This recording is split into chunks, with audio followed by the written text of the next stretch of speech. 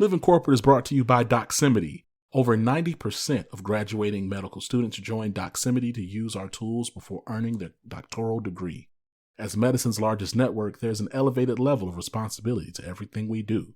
We don't take that responsibility lightly and are committed to working towards a more equitable world inside and beyond our virtual office walls. If you want to learn more about Doximity, make sure you go to your app store, type in DOXIMITY. That's DOXIMITY.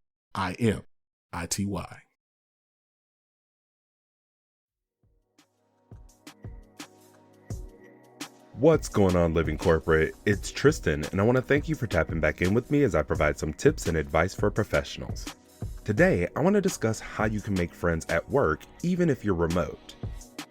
Many people have transitioned to remote work since the pandemic, but just because you aren't in an office doesn't mean you can't make work friends. As someone who's been working remotely since 2013, I had to learn that you didn't need to gather around the water cooler or go to the cafeteria to become close with coworkers. These types of relationships just take a bit more intentional effort, especially if you're a new hire. Let's talk about a few tips that can help you out. First, be intentional about introducing yourself. Don't let your manager's welcome email or brief team call introduction be the end of how your colleagues meet you. Even though you can't walk up to their desk, you can start a conversation on Slack or set up a call to introduce yourself. First, start with your team, then branch out to others in the department, and then move on to people you notice you're collaborating with often. Start by asking them about their role in the team and what advice they may have for a new hire.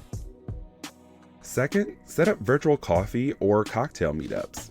I found one-on-one coffee sessions foundational in building my work relationships when I worked in person. Just because you aren't in the office doesn't mean you can't host one. Consider a group coffee session or happy hour if you feel a little awkward with one-on-one interactions. One thing to note about these, you have to make space for people, including yourself, to talk about more than work. Maybe ask about their hobbies or for book, podcast, movie, or TV recommendations. I would suggest you then check out their recommendations, and that will provide you with things to discuss the next time you meet. Third, be consistent in your outreach. Relationships aren't built overnight. If things go well in the first virtual coffee session, plan another or make them a regular occurrence. Don't forget that your interactions don't have to stop at the video call. You can use Slack and other channels to continue engaging. Fourth, don't be a professional robot.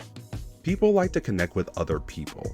This means you'll have to let your guard down a bit. Now, I'm not talking about telling them your deepest secrets, but no one wants to consistently interact on a surface level. So be sure to make your interactions about more than just work. Fifth, join social Slack channels or communities on Teams. Most companies using these platforms have many channels dedicated to things outside of work. Contribute to the channels that resonate with you. If you can't find one, create it. Maybe you can create one about houseplants, dinner recipes, book recommendations, exercising, or gaming. Sixth, transition your relationship into the real world if possible. Just because you're not in the office doesn't mean you can't grab lunch or go to a local happy hour with your colleagues.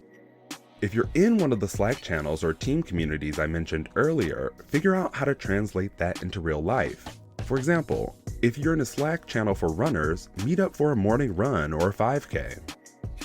Now, another way you can connect is via social media, but that can be a slippery slope, especially if you're a senior leader. So I recommend this be one of the last things you do after you've already established a relationship.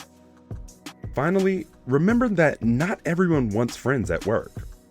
Some people choose to work remotely because they don't want to socialize with coworkers. Don't push it, and don't label that person because of their choice. This tip was inspired by an article on the Muse titled, "Yes, You Can Still Make Friends at Work If You're Remote. Here's How," and brought to you by Tristan of Layfield Resume Consulting.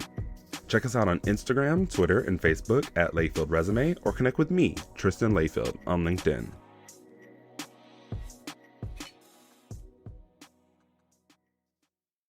Living Corporate is brought to you by Textio. Today's top talent is everywhere, representing everyone. And our work environment should reflect the level of inclusion to meet that standard. Textio achieves this in building more equitable company cultures through the language we use in our job postings. That culture is formed one hire at a time, making the words we use to reach more diverse candidates all the more important. Our advanced language insights and employer brand content is what drives our mission of inclusion. Through our industry-leading application of artificial intelligence and machine learning, we're able to widen companies' reach in finding and building upon the very diverse talent that empowers a culture of belonging. Every door should be open to every qualified job seeker. Again, that's Textio.